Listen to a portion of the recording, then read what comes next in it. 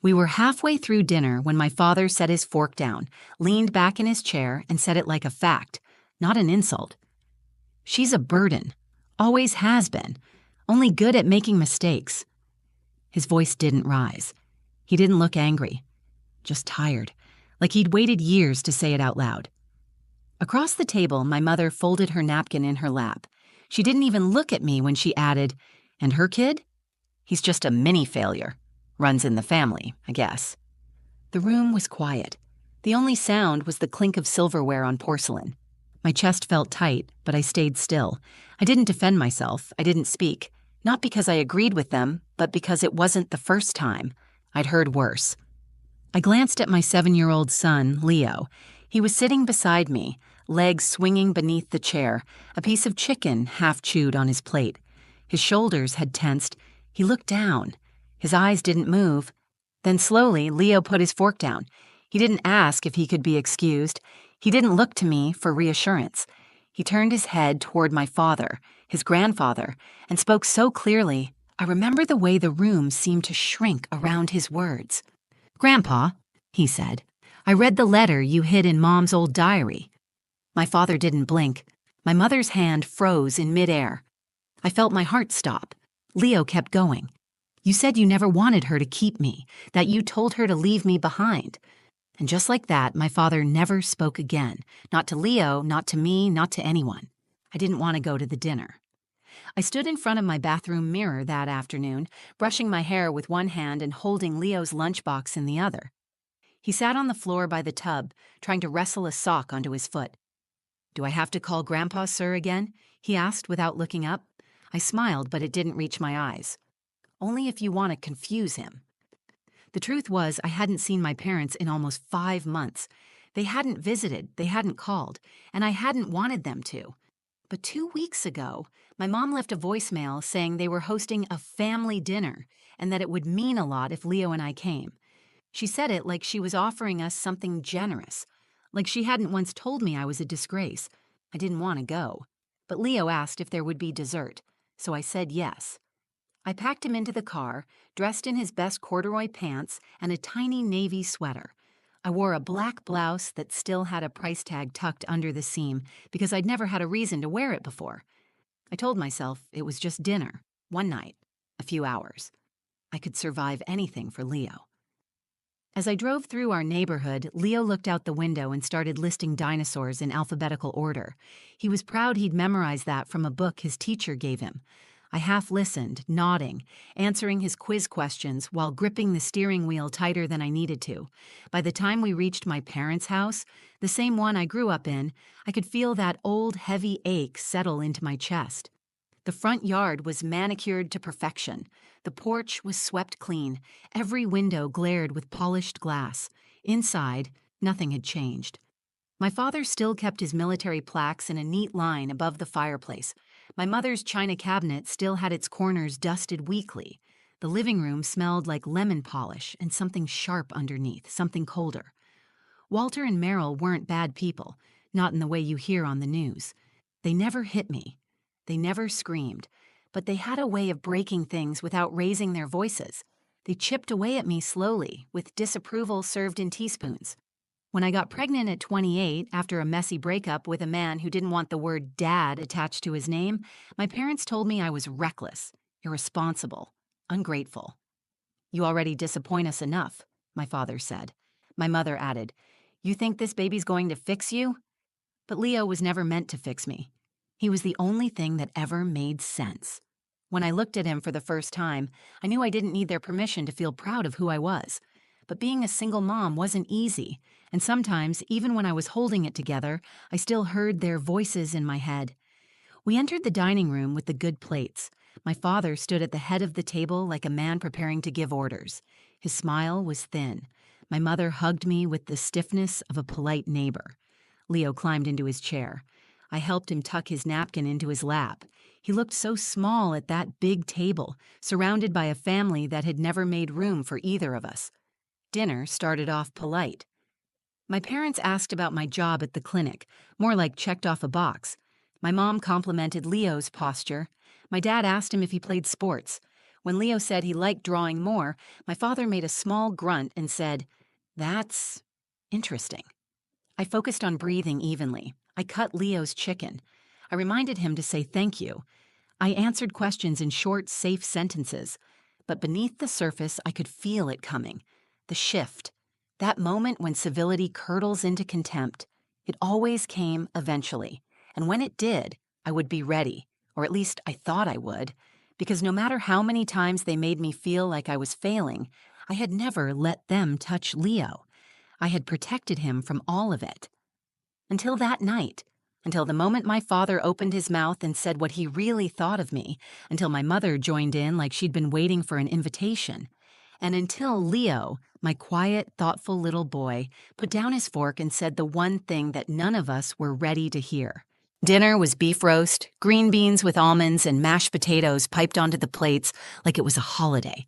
My mother had folded the napkins into stiff triangles. The table sparkled. It was all for show. Walter sat at the head, carving the meat with slow precision. He passed the slices out like communion. When he spoke, he didn't look at me. He looked past me, through me. "So, still working that little job at the clinic?" I nodded. "Yes, I'm a patient coordinator now." He raised an eyebrow. "Meaning you answer phones in scrubs." Before I could reply, Meryl jumped in. Celine's always had a way with words, just not with direction. Leo pushed a bean across his plate. I reached under the table and squeezed his knee gently. He didn't look up. "I like my job," I said, keeping my tone even. "I help people every day." My father chuckled softly. "Right. Saving the world one clipboard at a time?" It had always been like this, their sarcasm dressed as conversation, a casual dismantling of anything I built for myself. At 15, they told me I was too dramatic. At 20, they told me I lacked drive. At 28, when I told them I was pregnant and keeping the baby, they said I had finally ruined my life for good. Now I could feel the old rhythm returning, the double-edged compliments, the long pauses where I was supposed to feel grateful for their judgment. Meryl turned to Leo. "Do you like school, sweetie?" Leo nodded. "I like art best." She tilted her head. "No sports?" "I like drawing superheroes," he said. Walter reached for his wine. "Figures. The artsy types are always the ones who can't handle real work." The words landed with a thud. I tried to smile for Leo's sake, but something in him had changed. He was quiet now, tense. Walter sliced another piece of roast. "I just think boys should be pushed more. Celine always needed a shove." Meryl didn't disagree. She was always sensitive. We hoped motherhood might toughen her up. There was no yelling, no shouting, just knives disguised as conversation. Then it happened. Walter set his fork down, wiped his mouth with a napkin, and looked straight at me for the first time that night. "She's a burden," he said, "always has been, only good at making mistakes." His voice was calm. His words were deliberate. He wasn't angry. He was certain. I stared at him, not blinking. I didn't say anything. My chest burned, but my hands stayed still in my lap. Meryl folded her napkin again like it was the most important thing in the room. "And her kid?" she said, not even glancing at Leo. "He's just a mini-failure. Runs in the family, I guess." I looked at Leo. His face didn't change. His eyes stayed on his plate, but his fork lowered. He placed it gently beside his dish and turned to my father. "Grandpa," he said, his voice steady, "I read the letter you hid in Mom's old diary." The room froze. Meryl's head turned. Walter blinked once, then didn't move. Leo looked directly at him. "You said you never wanted her to keep me, that she should have just left me behind." My stomach dropped. I didn't understand what he was saying. I had forgotten about the old diary, shoved in a box in the attic, untouched since before Leo was born. "What letter?" I asked, my voice barely above a whisper. Leo didn't look at me. His eyes stayed locked on his grandfather. "It was behind the back cover," he said. "You wrote that you told Mom she'd ruin her life if she had me, that you didn't want to be part of it. You said you hoped she'd disappear." Walter didn't answer. He didn't ask what Leo was talking about. He didn't deny a word of it. He sat there, mouth slightly open, completely still. My mother dropped her napkin. Her hands trembled as she tried to pick it up. No one said a word. The roast cooled on the plates, the candles kept burning, and the silence settled in like dust. For the first time in my life, I saw it. The fear behind Walter's eyes, the shame, the silence he couldn't climb out of, and my son, only 7 years old, had been the one to break the spell. I stared at my son, heart pounding, my mind racing to catch up with his words. The letter, the diary. I hadn't thought about it in years. It had been mine when I was younger, lined pages full of scrawled anger and dreams I never spoke aloud. After Leo was born, I boxed it away. I didn't remember ever finding a letter inside, and certainly not one from my father. But Leo had found it, and he had read it. Walter sat motionless. His hand hovered over his wine glass but didn't move. He looked like someone had pulled the world out from under him. "What letter?" I asked again, this time to no one in particular. Leo turned toward me now, hesitant but clear. "Last week, I was looking for the flashlight in the attic. I found your diary in a box. It had your name on the front." I nodded slowly. "Okay." There was an envelope stuck behind the back cover. It had Grandpa's name on it. I opened it. I thought it was old and maybe important. My mother leaned forward, her voice small and sharp.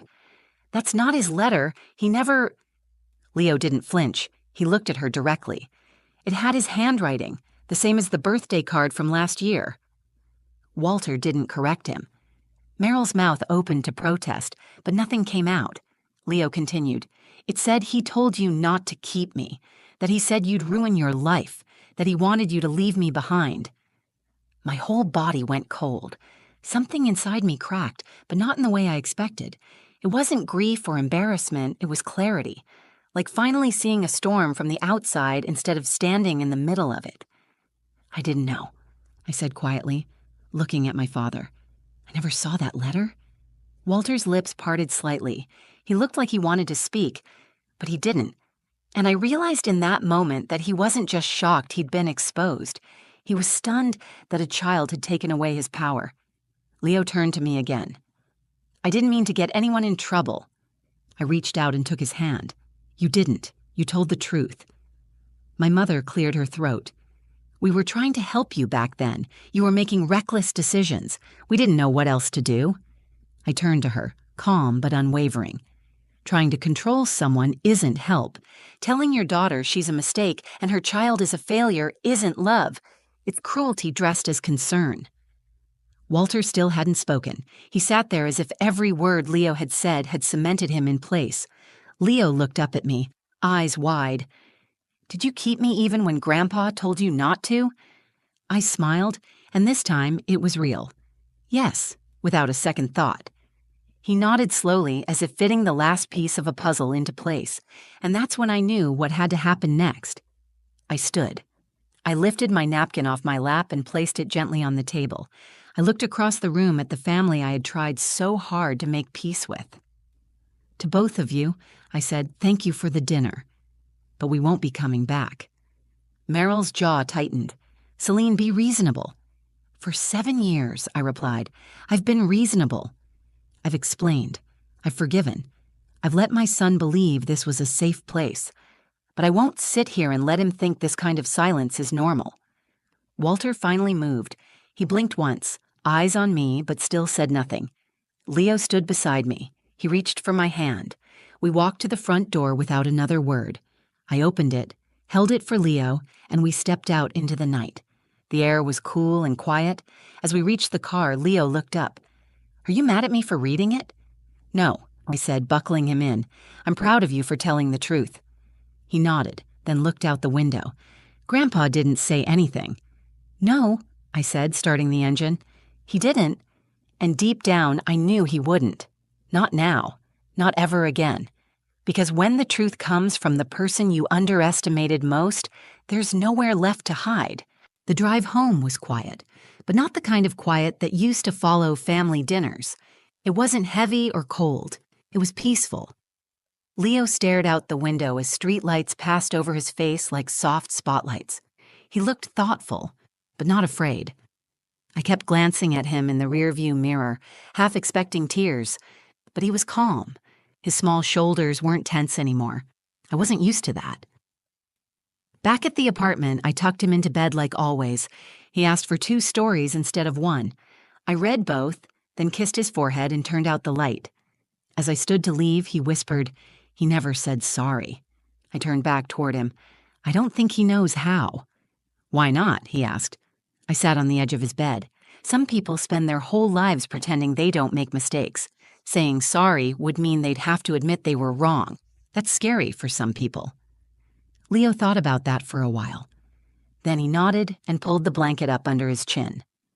"He looked scared tonight," he said. He was right. Walter hadn't shouted.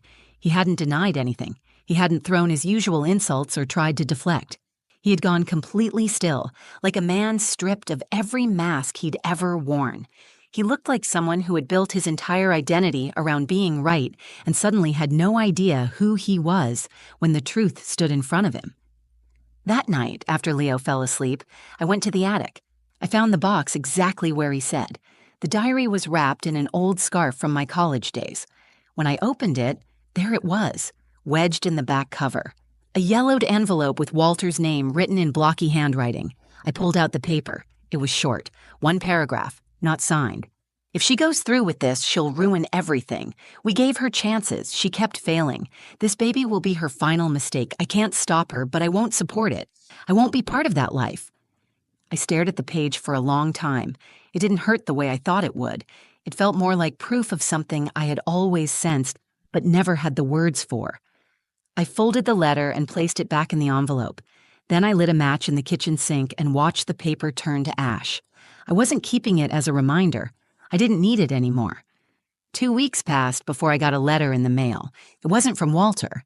It was from my mother. A single sheet of paper, handwritten. "You embarrassed your father. You shouldn't have let Leo read that. Children should not be involved in adult matters.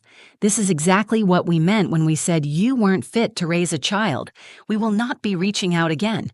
I read it once and set it down. I didn't cry. I didn't feel rejected. I felt free. The next morning, Leo came into the kitchen while I was pouring coffee. "Do we have to see them again?" "No," I said. "We don't." He nodded. "Good, they weren't nice." He pulled a sheet of paper from his backpack. It was a drawing, a superhero in a red cape with a heart on his chest, holding the hand of a woman with curly hair and a big smile. I smiled. "Who's that?"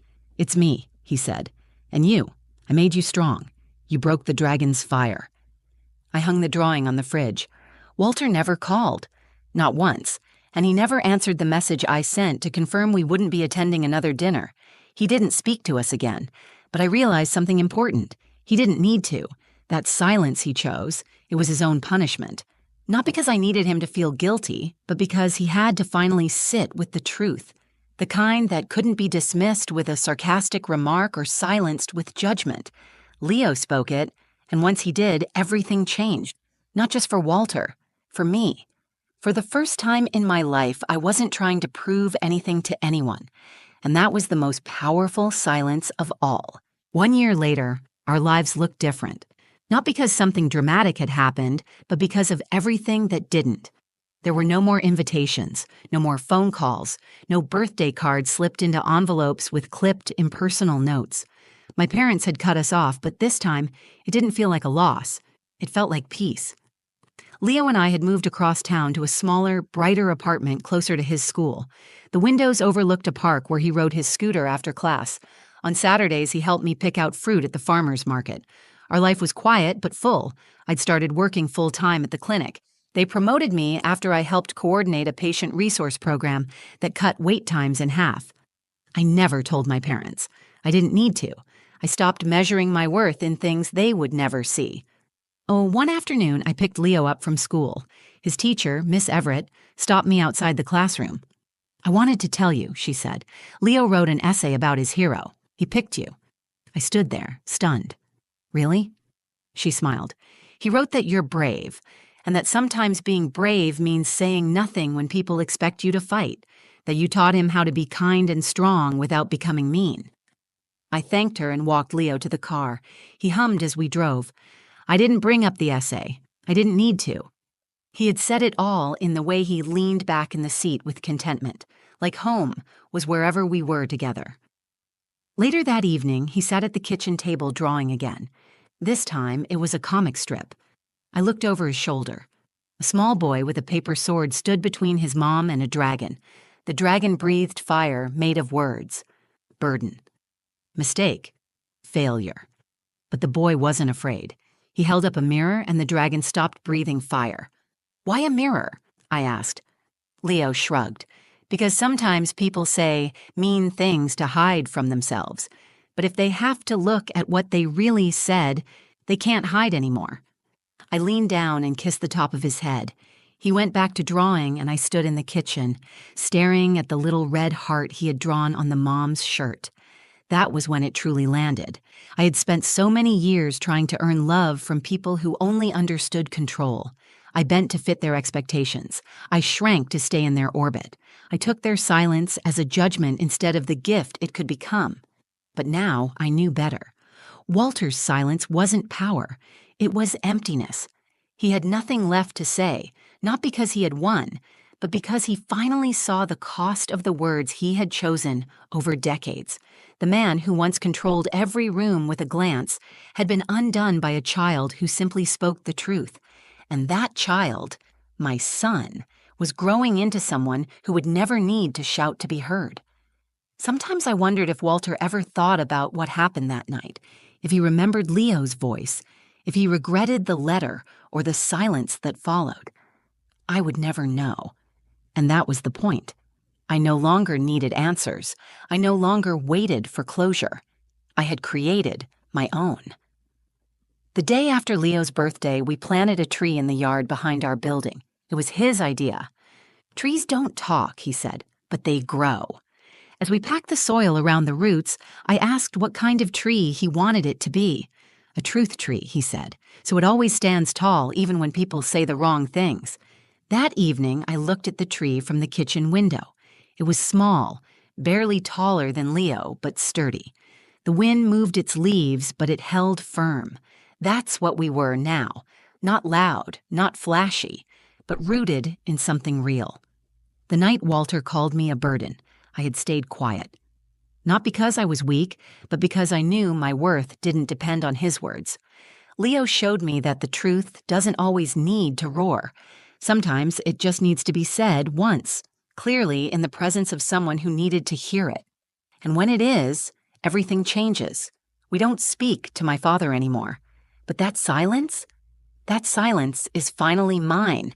Some stories aren't about revenge or redemption. Some are about reclaiming the parts of ourselves that were never broken to begin with. I used to think silence meant weakness, that staying quiet made me small. But I understand now that silence, when chosen on your own terms, is a kind of strength. My father never spoke again, and I never needed him to. If this story resonated with you, if you've ever had to stand in the quiet and choose yourself anyway, like the video, share it with someone who needs to hear it.